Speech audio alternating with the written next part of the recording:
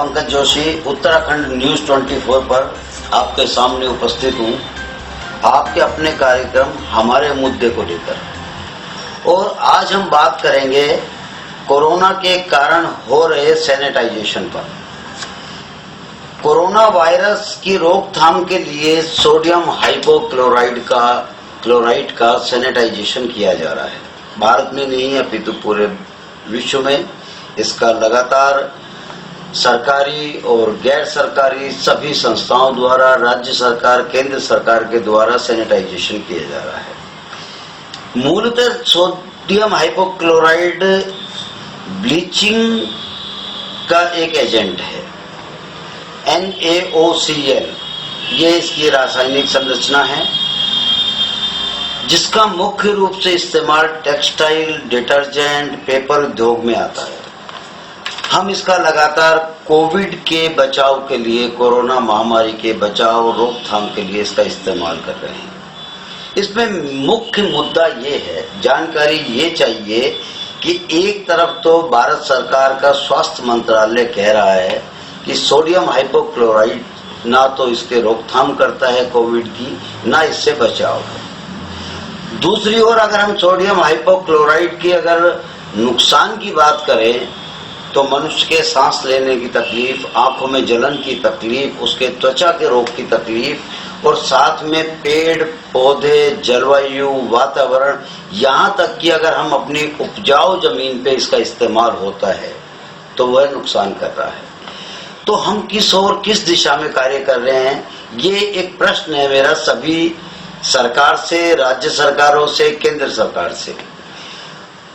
क्या ये sodium hypochloride का एक बाजारवाद है? इस कोरोना महामारी में हम आम जन को, आम पब्लिक को डरा के लगातार इसका प्रचार प्रसार कर रहे हैं, इनका इस्तेमाल करा रहे हैं। मोटा मोटी मेरी जानकारी के तौर पे अभी तक पूरे देश में, भारतवर्ष में करीब अरबों रुपए का सोडियम हाइपोक्लोराइड इस्तेमाल किया जा सकता है सैनिटाइजेशन हेतु। तो या तो स्वास्थ्य मंत्रालय इसका एक क्लियर डायरेक्शन दे कि इससे कोरोना का बचाव है, कोरोना महामारी का बचाव है, या उसके वायरस की रोकथाम है। यहाँ तक कि कुछ बड़े मॉल्स या बड़े सिनेमा घर जिनको अभी अगले चरण में खोलने की दिशा निर्देश दिए गए हैं और आज नहीं तो कल खुल जाएंगे, उसके लिए इन्होंने एक गाइडलाइन भी जारी कर दी कि वो प्रॉपर सैनिटाइजेशन करेंगे। तो जो व्यक्ति उनमें अंदर जाएगा, एंट्रेंस करेगा, उस गेट पे पूरा उस व्यक्ति को सैनिटाइज किया जाएगा। हमारे यहाँ मोहल्ले, गली मोहल्ले, सड़कें, घर, पेड़ पौधे, उनको सैनिटाइज किया जा रहा है। तो इस ओर में मेरा सीधा सीधा सवाल सभी राज्य सरकारों से है, केंद्र सरकार से है और विशेष तौर से स्वास्थ्य मंत्रालय से है कि इस सोडियम हाइपोक्लोराइड के लिए उनकी क्या मंशा है। एक बाजारवाद को बढ़ावा देना या लोगों की जिंदगी से, इस वातावरण से, प्रकृति से, पेड़ पौधों से खिलवाड़ करना।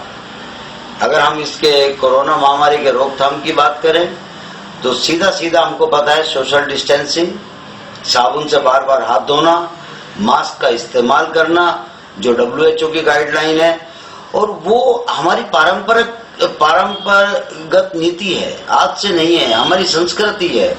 हम आदि अनादि काल से, वर्षों से इनका इस्तेमाल करते आए हैं।